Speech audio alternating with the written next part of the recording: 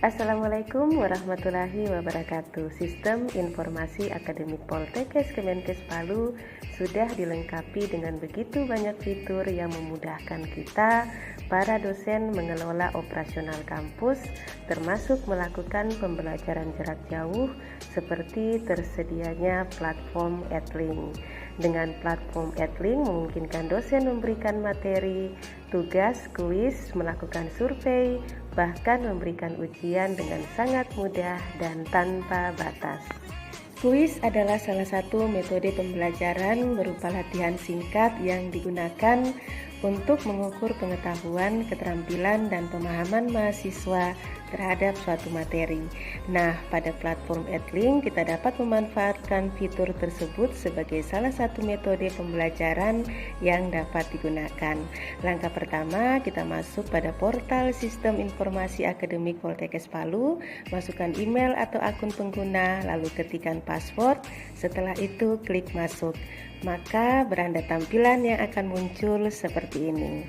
Klik Edlink, lalu kita akan melihat status kita sebagai dosen dan homebase kita pada prodi mana, lalu kita klik.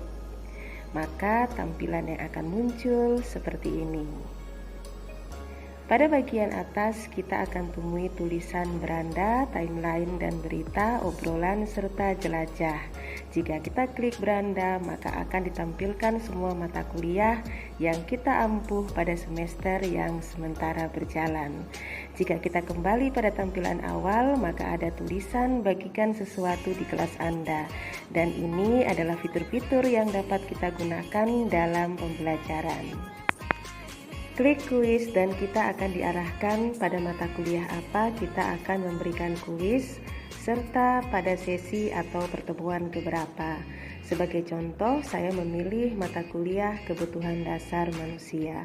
Dan sesi pertemuan akan terlihat semua sesi yang kita ajarkan sesuai dengan RPS. Dan pilih salah satu sesi. Sebagai contoh, saya memilih pertemuan ke-8 dan tipe sesi akan menyesuaikan. Karena kebetulan saya memilih sesi 8, maka tipe sesi akan tercentang middle test. Lalu klik buat kuis. Tampilan akan muncul seperti ini. Langkah pertama kita tuliskan judul kuis. Misalnya saya beri nama kuis pertemuan 8. Kapan kuis akan dibagikan tergantung kebutuhan. Jika kita klik sekarang, maka setelah settingan kuis dan soal selesai dibuat dan disimpan, maka secara otomatis kuis telah terbagi ke Edlink mahasiswa. Namun jika kita memilih nanti, maka kita perlu setting waktu dan jam kapan kita akan membagikan. Misalnya saya memilih nanti, maka di sebelah kanan akan muncul tanggal, lalu kita klik dan kita diarahkan tanggal berapa kuis akan kita bagikan. Misalnya saya memilih tanggal 2 Desember dan waktunya kita setting pada pukul 9.00. Lalu indikator penilaian kita pilih saja bobot otomatis. Batas nilai boleh kita aktifkan dan tuliskan berapa batas minimal nilai lulus dan tampilan di sebelah kanan. Misalkan saya tuliskan 56.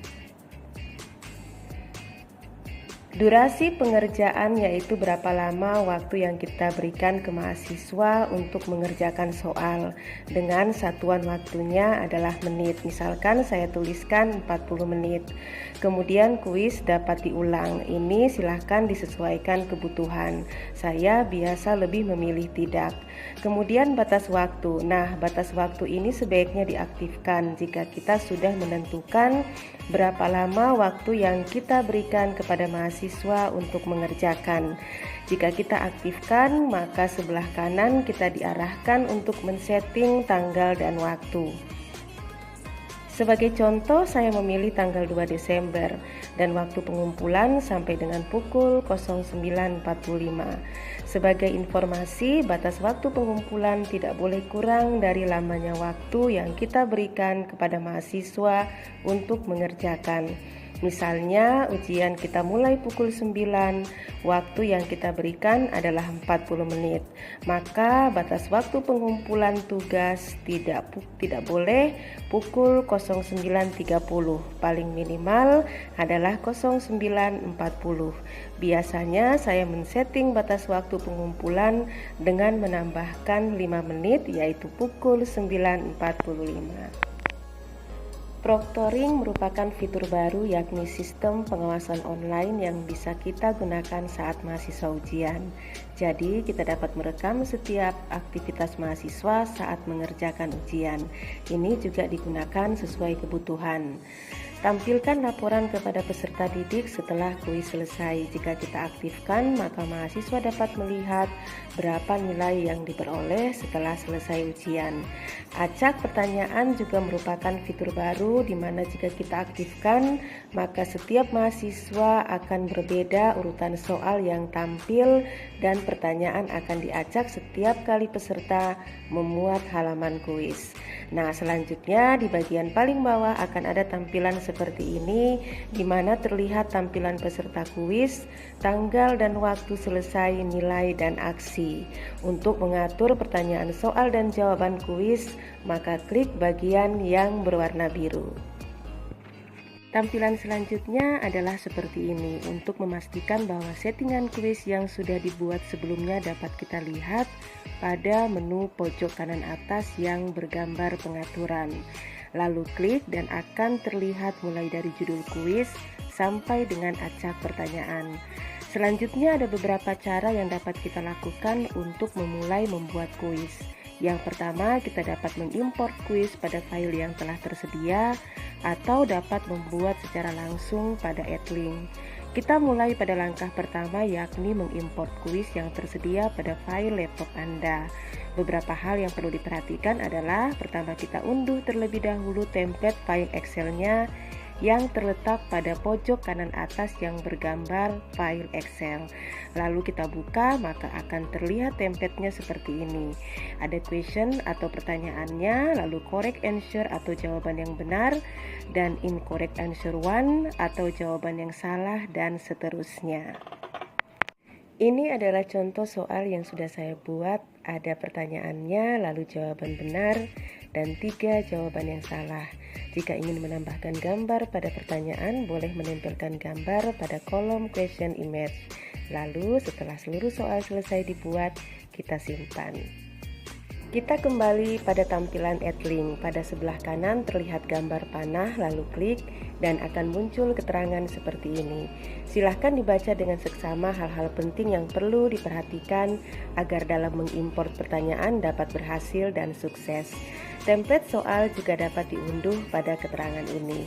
Lalu klik gambar panah atas, pilih soal yang telah dibuat dan disimpan, lalu klik open atau buka. Jika soal yang dibuat sudah benar sesuai template, maka akan muncul seperti ini, lalu klik import.